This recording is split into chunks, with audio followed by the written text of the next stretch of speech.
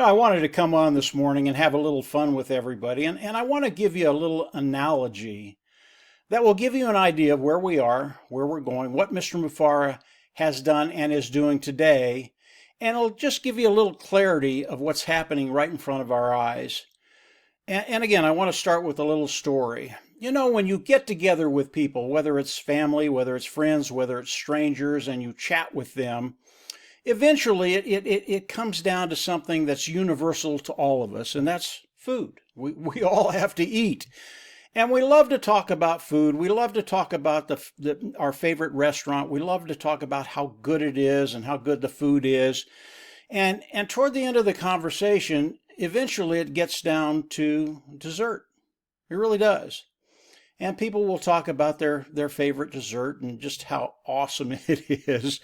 And I found that most people, not all, but most people, they like pie. And they have a favorite recipe, a favorite pie that whether it's Boston cream pie, whether it's apple pie, strawberry pie, rhubarb pie, blackberry pie, they have a pie that they really, really like. And when it gets to me and I tell them what pie I like, you just kind of get a blank stare, because most people in my experience, they don't like cherry pie. And I tell them about this pie.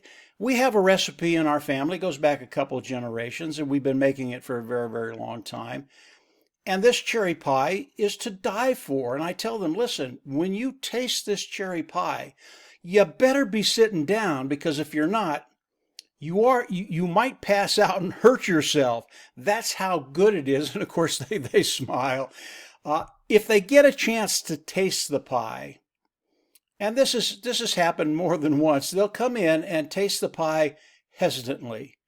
And as they taste the pie, the smile comes on their face. And when they're done with that first piece, they go, that's how a piece of pie is supposed to taste. Now, maybe it's not their favorite pie, but it's right up there. That's how good it is. And obviously, I absolutely love that pie. How does that tie in with Mr. Mufara? Well, as we look at Mr. Mufara, as we look at what he's done, what he's developed over the past few years, it truly is remarkable. Mr. Mufara, he didn't come in and just take a test. He didn't take a bite. He built everything from the ground up. And this is something that's never been done before. It's something that's never been seen before. It's technology that has never been out there, cutting edge technology. And when you think about it, when you think about what Mr. Mufara has done and how he's done it, it's extraordinary. This is the best thing I've ever seen, and I don't think I'll ever see it again in my lifetime. It really is that extraordinary. And when you think about Mr. Mufara, when you think about that cherry pie, the cherry pie, it's really, really good. And as you sit down and have your first piece, it might take you 5, it might take you 10 minutes just to enjoy it. Now, for me, it takes me about a minute, 15 seconds to get that first piece down. But you might sit there and enjoy the pie. The pie's not going to change your life. I mean, you're going to enjoy it. You're going to look forward to it in the future, but it's not going to change anything. It's not going to change your life. But what Mr. Mufara has done, it changes everything when we're talking about business, when we're talking about those thoughts you've had for years that you didn't want to tell anybody because you'd never thought it could become a reality. All of a sudden, because what Mr. Mufara has done, those thoughts that you've had, all of a sudden, they become a reality. You start to think, yeah, I can get that done. We can do that. This is going to happen because of what Mr. Mufara has developed. Maybe he made the recipe and he built this from the ground up, really just with his tenacity, and he got it done. And today it is a reality. Now, Mr. Mufara has been putting notes in the back office. And the last note, I want to mention a couple of things. If you think this business is passive, you are wrong. Mr. Mufara, in the last note he put, it was note number 7, he said he's going to come out and he's going to be asking us questions that he wants you and I to answer. This is the start of what you need to do. These are not hard things. Anybody can do this. They're not difficult to do. But Mr. Mufara wants you to come in and participate. And as he puts those questions out, you have to understand you don't want to answer these questions off the cuff. Mr. Mufara wants an educated, responsible response to those questions that bring value to him, so he can make the products that he's bringing to the world as good as they can be. So it's really, really important that you come out and answer intelligently, with an educated response to those questions. And if you don't know anything, go back and read 1 through 6, 1 through 7. It'll give you a really good understanding of where we are, what we're doing, and what Mr. Mufara is doing. And then you can answer those questions, not off the cuff, but with a responsible answer that will bring value to Mr. Mufara. That's the first thing he wants you to do. Are you done? No, you're not. Now, he's not going to say this, but I will. Answer the questions, give them really, really good responses, and then you need to talk to people. Those people that have been on the journey, even if they're on the outside right now, have them come in and answer the questions and tell them they have to be responses that have value. In other words, if you don't know what you're talking about, go back, read the notes. You will when you read those notes, and then answer the questions.